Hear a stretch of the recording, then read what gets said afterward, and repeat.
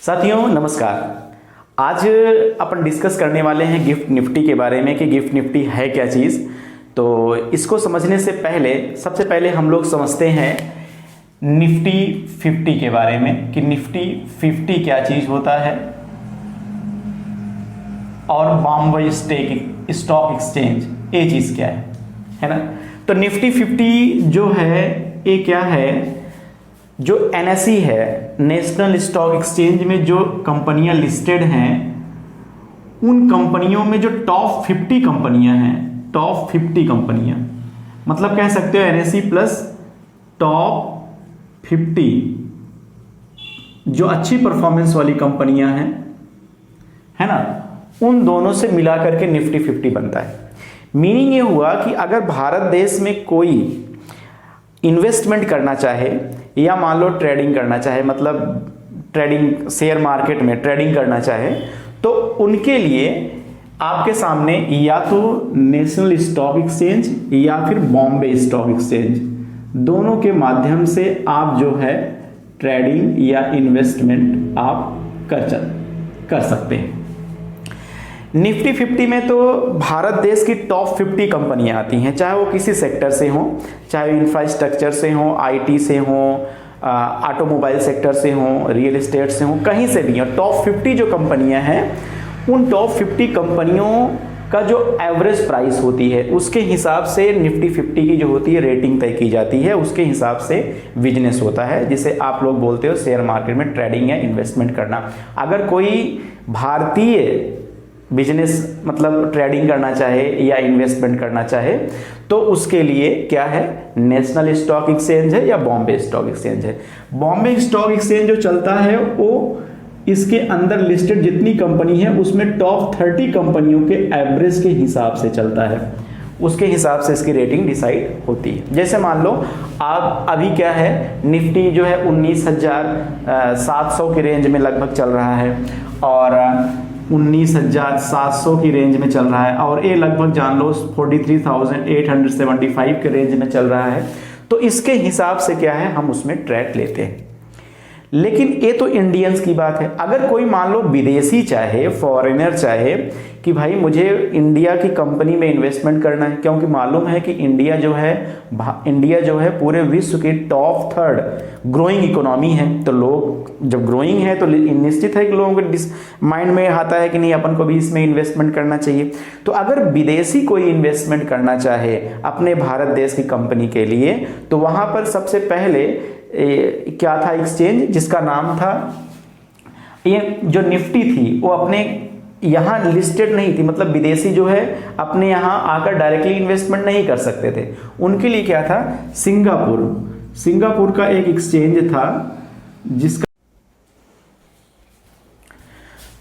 Singapore में Singapore में जो एक्सचेंज है उसको हम SGX बोलेंगे। और जो अपना निफ्टी था मतलब जो टॉप 50 कंपनियां थी वो क्या है कि SGX निफ्टी मतलब सिंगापुर के एक्सचेंज में लिस्टेड थी और वहीं से ही फॉरेनर क्या है हमारी कंपनियों में इन्वेस्टमेंट करते थे या ट्रेडिंग वगैरह करते थे। लेकिन बात ये क्या थी कि विदेशों में थी। अब इसी चीज को क्या है कि सोल्यूशन को सॉल्व करने के लिए आदरणीय मोदी जी 2022 में एक समिट में डिसीजन लिया गया जिसमें सिंगापुर का जो देश है और इंडिया दोनों ने डिसीजन लिया कि भाई इंडिया ने यही बात कही कि भाई हम ये जो फॉरेन का जो इन्वेस्टमेंट आपके देश में निफ्टी के माध्यम से होता है हमारी कंपनियों में, भाई इसके लिए मैं अपना खुद के ही स्थान पे मैं ये इन्वेस्टमेंट करने के लिए इंटरेस्टेड हूं। तो दोनों ने हैंडशेक किया, दोनों का हैंडशेक हुआ और दोनों के हैंडशेक के माध्यम से ये डिसीजन लिया गया कि ये जो अब SGX निफ्टी है ये कन्वर्ट हो जाएगा अब इंडिया के लिए, मतलब इंडिया में चला जाएगा। तो पिछले 30 जून जो गांधीनगर है, गांधीनगर के गिफ्ट सिटी में अब इस वाले एक्सचेंज को क्या है वहां पर स्टैब्लिश किया गया है। तो आप कह सकते हो कि गिफ्ट शहर है और आपको मालूम है कि भाई NSE है, नेशनल स्टॉक एक्सचेंज है, दोनों को मिल करके भाई गिफ्ट निफ्टी बन गया। इस हिसाब से भी आप बोल सकते हो गिफ्ट निफ्टी यहां पर बन गया।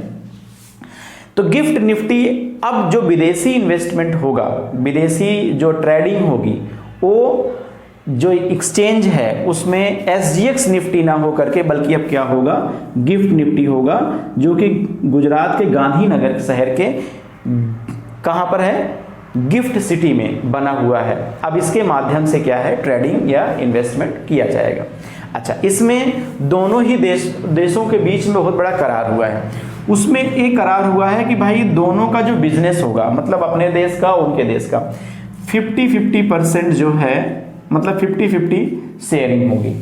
दूसरी बात का डिसीजन ये हुआ है कि भाई मान लो बिजनेस जो है अगर सिंगापुर क्रिएट करता है, मान लो सिंगापुर की तरफ से बिजनेस क्रिएट होता है, और रेवेन्यू जो भी जनरेट होगा 100%, अगर बिजनेस सिंगापुर के जरिए से क्रिएट किया जाएगा तो जो रेवेन्यू जनरेट होगा उस टोटल रेवेन्यू का 75% जो है SGX को मिलेगा, मतलब सिंगापुर के एक्सचेंज को मिलेगा। और अगर जो बचा 25% है वो मिलेगा किसको, NSE को, नेशनल स्टॉक एक्सचेंज को।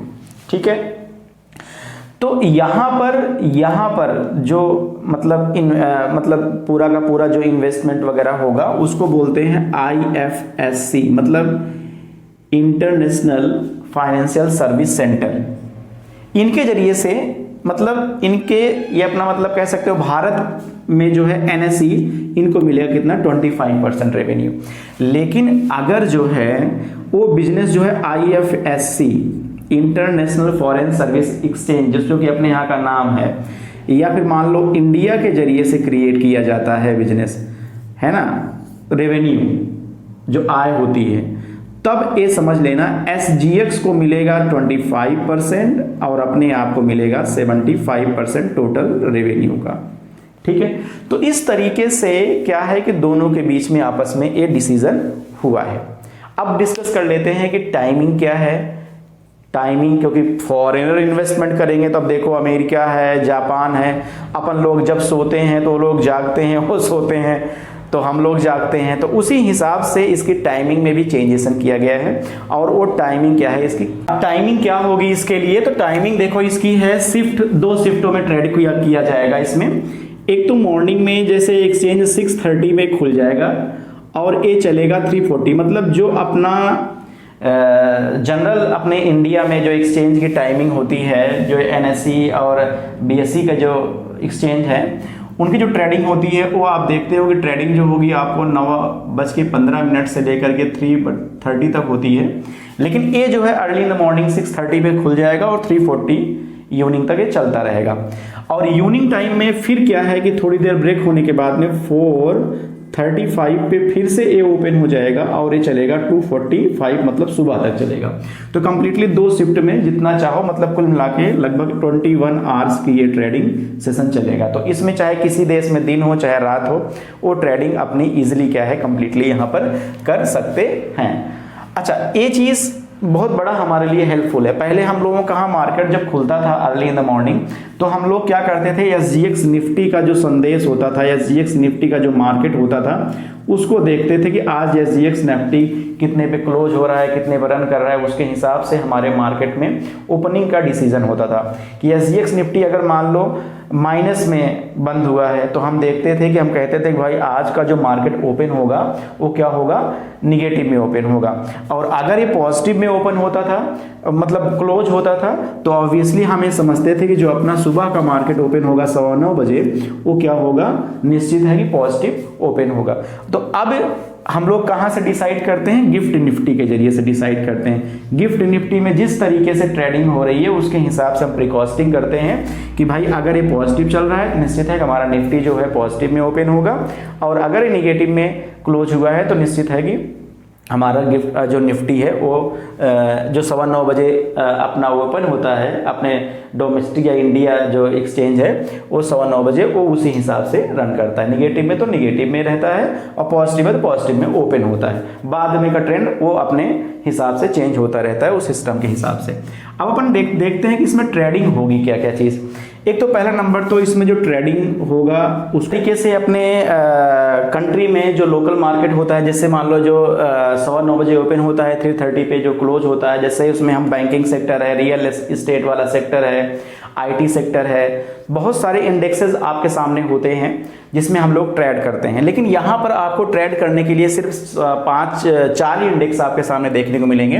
एक तो निफ्टी 50 में आप ट्रेडिंग करोगे, दूसरा गिफ्ट निफ्टी बैंक, मतलब बैंक भी अवेलेबल है, निफ्टी के 50 टॉप जो कंपनियां हैं वो अवेलेबल हैं, गिफ्ट निफ्टी का फाइनेंशियल सर्विस, और उसके बाद गिफ्ट निफ्टी आईटी डेरिवेटिव भी अवेलेबल है जिसमें हम लोग ट्रेडिंग कंप्लीटली कर सकते हैं। ठीक है, हालांकि सबसे पहली बात है कि क्यों इंडियन मार्केट ने ये चीज़ सोचा कि भाई मुझे फॉरेन की जो ट्रेडिंग है, जो विदेश के लोग हमारे ट्रेडिंग कर रहे हैं हमारी कंपनियों में, हमारे यहाँ ही आके क्यों करें, क्योंकि उनको ये मालूम है कि अभी तो ट्रेडिंग चलो मान लेते हैं कि SGX के माध्यम से लोग यहाँ पर आकर के इन्वेस्टमेंट या ट्रेडिंग कर रहे हैं, मतलब सिंगापुर जो फॉरेन मतलब विदेश का जो देश है, SGX का जो एक्सचेंज है, इसके जरिए से लोग आकर के हमारे यहाँ ट्रेडिंग करेंगे। लेकिन धीरे धीरे एक समय ऐसा आएगा कि धीरे धीरे ट्रेडिंग करते करते करते करते क्या है कि वो हमारे एक्सचेंज जो IFSC है, मतलब हमारे एक्सचेंज में डायरेक्टली वो ट्रेडिंग करना शुरू कर देंगे। तो इस तरीके से हमें जो बीच का मीडिएटर है जो SGX है उनकी ज़रूरत नहीं पड़ेगी। इस तरीके से कम्प्लीटली हम फॉरेन लोगों को भी अपने यहाँ आकर्षित करके कम्प्लीटली उनके लिए ट्रेडिंग या इन्वेस्टमेंट की सेवा प्रोवाइड कर सकते हैं। तो इस तरीके से ये है कम्प्लीटली ओवरऑल गिफ्ट निफ्टी। अगर आपको ये पूरा नॉलेज अगर आपको पसंद आया होगा तो चैनल है उसको लाइक भी कर दें, शेयर भी करें अपने दोस्तों को, ताकि इस तरीके की वैल्यूएबल नॉलेज में आगे भी आपको देता रहूं। तो आज के लिए इतना ही, धन्यवाद।